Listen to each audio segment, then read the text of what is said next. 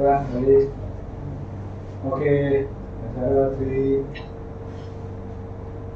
Kepada penonton-penonton Kemara TV, hari ini kita sangat bertuah kerana studio Kemara TV sekarang ini dikunjungi oleh dua orang tetamu, seorang dari Surabaya, Indonesia dan seorang lagi dari PPD Kubang Pasu.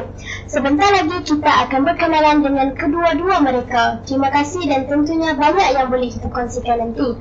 Assalamualaikum Tuan, apa khabar? Khabar baik, waalaikumsalam warahmatullahi wabarakatuh. Terima kasih Ibu dan Tuan kerana sudi bersama kami dalam rancangan Sembang Pelengak bersama tetamu jemputan. Untuk pengetahuan Ibu dan Tuan, rancangan Sembang Pelengak ini disiarkan live di YouTube rasmi Kemara TV dan kami akan siarkan semula dalam bentuk tertunda nanti.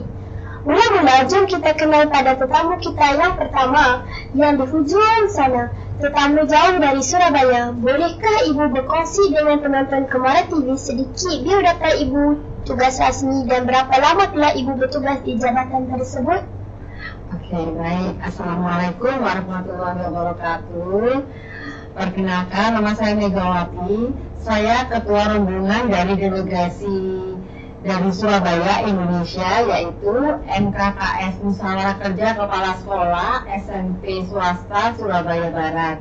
Jadi kami berkunjung ke sini dalam rangka untuk studi banding dan belajar berkolaborasi untuk saling berbagi tentang sekolah dan juga program-program yang ada di sini. Terima kasih. Terima kasih Ibu. Banyak lagi nanti yang kita nak tanya. Sebelum tu, jom kita berkenalan pula dengan tetamu kedua yang tak asing lagi. Sebelahnya dari PPD Kubang Pasu. Bolehkah Tuan perkenalkan diri dan maklumkan kepada penonton Kemara TV tempat Tuan bertugas sekarang dan berapa lama telah Tuan bertugas di sana? Terima kasih kepada pengacara kita. Alhamdulillah pagi ini dapat saya bersama-sama dengan semua penonton Kemara TV.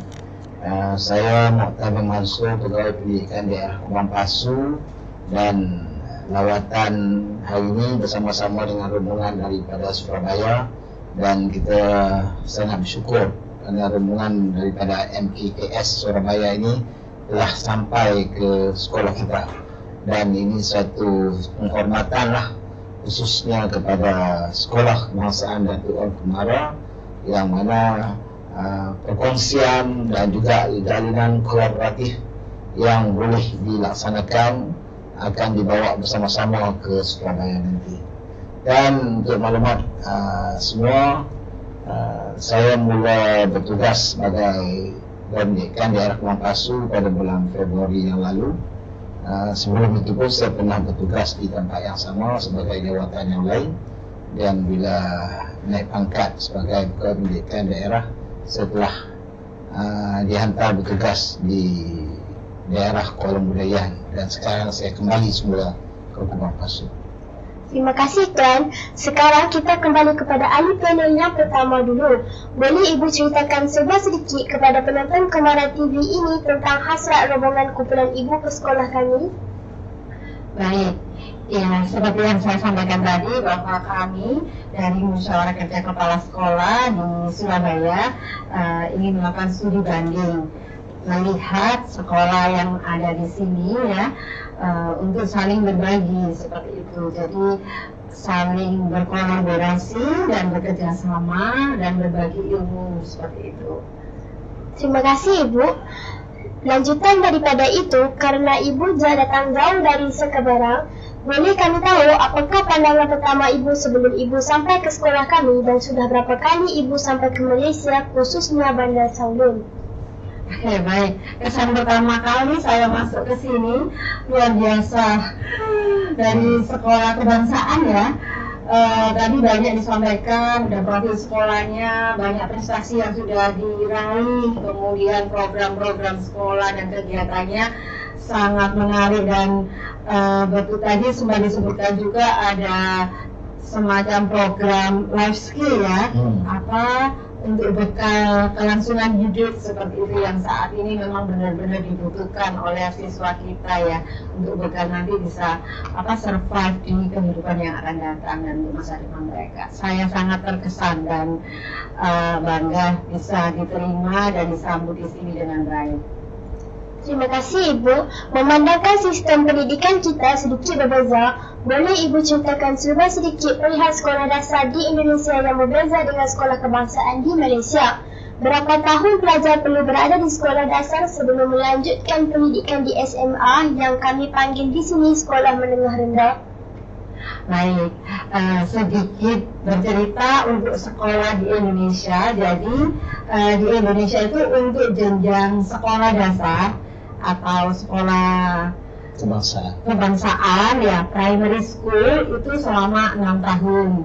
Kemudian dilanjut dengan sekolah menengah pertama atau junior high school selama 3 tahun. Kemudian dilanjut dengan sekolah menengah atas atau SMA atau senior high school itu selama 3 tahun juga. Sebelum mereka jadi total pendidikan dasar dan menengah di Indonesia itu 12 tahun sebelum mereka lulus dan lanjut ke universitas, seperti itu. Terima kasih Ibu. Sekarang kita kembali kepada ahli penilaian kegiatan PDPD kita. Soalan kami, apakah pandangan Tuan terhadap sekolah kami serta di manakah kekurangan yang patut kami perbaiki untuk menonjolkan lagi sekolah ini di daerah Bangkasu? Terima kasih daripada pandangan yang telah ditunjukkan dan perhatian. Saya dapati sekolah kebangsaan Datuk Kemaran ini telah berada pada satu puncak yang tinggi lah. Kalau kata di peringkat internasional tu, kita boleh orang kata letakkan sebaris lah dengan sekolah-sekolah hebat di dunia, kan? Namun begitu kita masih ada lagi ruang-ruang yang orang kata untuk membangunkan khususnya daripada kemudian murid. Karena kita lihat di sekolah kita ini kita ada seramai lebih daripada 1,000 orang lebih, 1,200 orang lebih. Jadi kita perlu untuk nak membangunkan keseluruhan. Karena matlamat dalam pendidikan di Malaysia ini yang kita tahu iaitu kemenjadian murid. Jadi kita tak maulah nanti apabila anak-anak pelajar kita sudah keluar daripada sistem pendidikan kita ini, kita masih ada lagi anak-anak pelajar kita yang tercicir dan sebagainya. Sebab itulah dalam konteks hari ini kita mulakan seperti mana yang kita sedia maklum, Kementerian Pendidikan Malaysia telah pun memulakan dengan ABC, anak yang baik lagi cerdik, dengan tujuan itu kita nak memupuk, nak menanamkan dari peringkat awal ke sekolahan lagi bagaimana kita nak memastikan sikap anak-anak kita ini ke arah yang baik itu sebelum kita memberi ataupun membuat penambahbaikan dari segi pembangunan intelek, iaitu dari segi kecerdikan. Jadi sikap baik itu yang kita nak utamakan dulu. Kerana dengan sikap yang baik ini secara tak langsung ia akan membangunkan dari segi jasmani, dari segi emosi, dari segi rohani dan juga dari segi sosial. Kemudian apabila anak-anak pelajar kita masuk ke dalam sistem pendidikan, mula daripada prasekolah, kita pupukkan pula dari segi pembangunan intelektual. Jadi secara tak langsung apabila pelajar sudah berada ataupun sudah tamat dari sistem pendidikan, kita telah menghasilkan satu orang kata yang syumul. Memang kita dah menghasilkan anak-anak kita yang orang kata dia sudah mempunyai semua perkara yang perlu dapat dalam pendidikan tu. Boleh kita lepas mereka ke dalam masyarakat, insya-Allah anak-anak ini mungkin dah dapat berada dalam masyarakat dengan lebih baik lagi. Terima kasih Tuan. Satu lagi Tuan, sebelum Tuan melangkah keluar dari studio ini, boleh tak kita berkongsi sedikit pengalaman Tuan semasa bersekolah seperti kami? Maksud kami pengalaman manis yang tak dapat dilupakan sewaktu Tuan berada di sekolah dasar seperti kami dan di sekolah mana Tuan waktu itu. Okey, untuk maklumat semua, saya adalah anak Kedah, berasal daripada kampung Alor Gunung, dekat Istana Anak Bukit lah. Jadi semasa persekolahan rendah saya adalah di Sekolah Kebangsaan Gunung dan selama 6 tahun. Tetapi sebelum itu saya pernah mengikuti pengajian prasekolah, sekarang saya sebut prasekolah, tapi dulu itu tadika lah, iaitu di kampung Pulau Timur, tak jauh lah dari sini, kampung Pulau Timur. Tapi tak lama kemudian saya balik semula ke kampung saya dan meneruskan persekolahan rendah di Sekolah Kebangsaan Gunung. Jadi kalau orang kata pengalaman di sekolah rendah tu sama lah seperti mana yang ada pada hari ini, sama ada kenakalan sebagai anak-anak pelajar rendah ni sama saja. Cuma pada ketika itu sistem pendidikan tak semacam hari ini, kan? Kalau dulu kita masih ada penilaian tahun 5, kan? Pada zaman saya itu masih ada penilaian tahun 5 sebelum ada UPSR lagi. Jadi maknanya hasil daripada penilaian tahun 5 itulah yang akan menentukan sama ada kita layak untuk memohon memasuki sekolah bersama penuh ataupun tamat rendah Saimara yang menggunakan penilaian tahun 5. Dan saya melanjutkan ke sekolah menengah rendah ni, iaitu di sekolah menengah kebangsaan Seri Gunung, kan? Berarti pada ketika itu sekolah menengah kebangsaan Seri Gunung ni belum ada bangunan sendiri lagi, kan? Dia masih lagi menumpang. Jadi saya kekallah di sekolah rendah saya sebab sekolah rendah saya itu juga dijadikan sebagai sekolah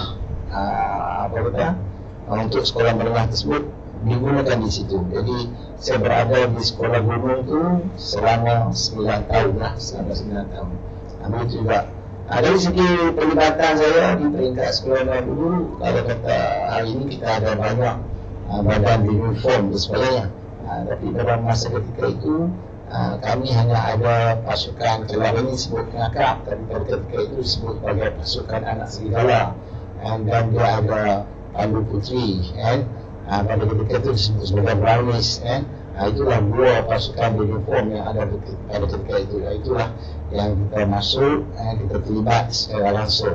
Tapi dalam bidang-bidang lain lagi, pada ketika itu dia ada satu yang dipanggil orang kata talent time. Masa itu maknanya pelajar-pelajar ni diberi peluang untuk terlibat di peringkat daerah, di peringkat negeri, dalam pertandingan kehidupan bakat lah, bakat dan sebagainya. Jadi saya pun terlibat juga ketika itu bersama-sama dengan rakan-rakan sekolah lain. Kemudian semasa saya di sekolah menengah rendah ni, saya terlibat dengan pasukan penceragam sekolah, kan? Jadi bolehlah bermain sedikit alat muzik dan sebagainya selama 3 tahun. Dan selepas pada ketika itu kita ada SRP lagi.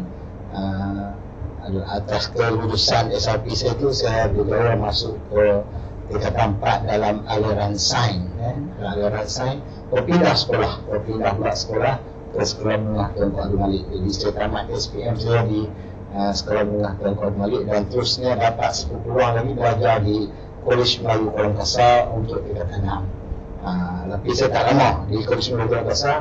Akhirnya saya terus dapat masuk ke universiti. Mulai dari universiti di peringkat diploma, kemudian sambung ke peringkat ijazah dan masuk bekerja, dan akhirnya kembali semula ke universiti untuk menguti di peringkat sarjana, dan sampai hari ini menjawat jawatan seperti mana yang ada hari ini. Terima kasih Tuan.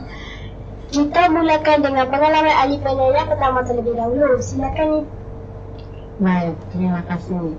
Jadi kalau mengingat kenangan manis tadi ya, selama di sekolah dasar atau di sekolah kebangsaan, kalau di Indonesia, kemudian saya juga bersekolah di sekolah dasar negeri, atau di sini sekolah kebangsaan juga ya.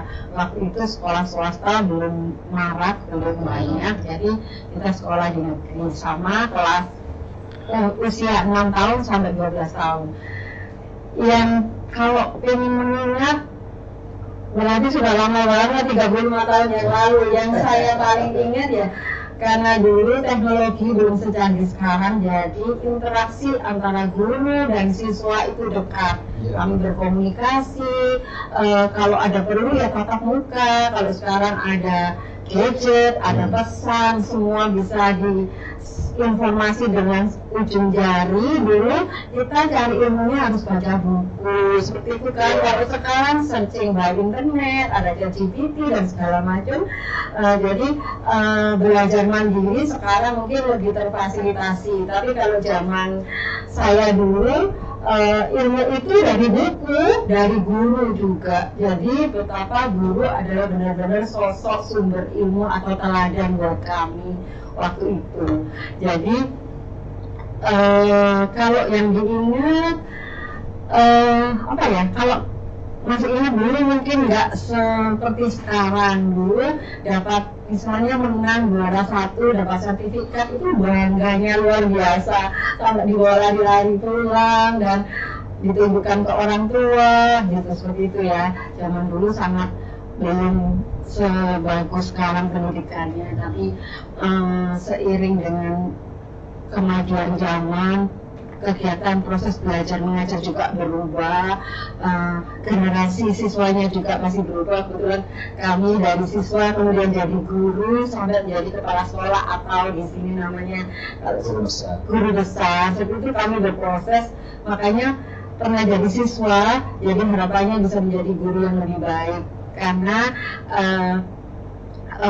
kalau sekarang itu menjadi guru, model pembelajarannya itu berpusat pada siswa ya, tidak lagi berpusat pada guru. Guru hanya sebagai fasilitator. Guru sepenuhnya semuanya transfer ilmu, sumber ilmu, fasilitator segala macam. Tapi sekarang seiring dengan kemajuan zaman dan teknologi pendidikan yang semakin canggih, diharapkan guru bisa menjadi fasilitator dan motivator untuk siswa, sehingga siswa bisa berkembang dan bertumbuh sesuai dengan kebutuhan zaman. Seperti itu sih. Terima kasih Ibu. Sekali lagi terima kasih Ibu dan Tuan kerana sudi bersama dengan kami di Kemara TV. Jangan lupa untuk subscribe kami di YouTube Kemara TV dan web kami di www.skdwk.com. Semoga Ibu dan Tuan selamat dalam perjalanan pulang dan jangan lupakan kami di Kemara TV. Semoga ukhuwah ini kita berkekalan. Assalamualaikum warahmatullahi wabarakatuh. Waalaikumsalam warahmatullahi wabarakatuh.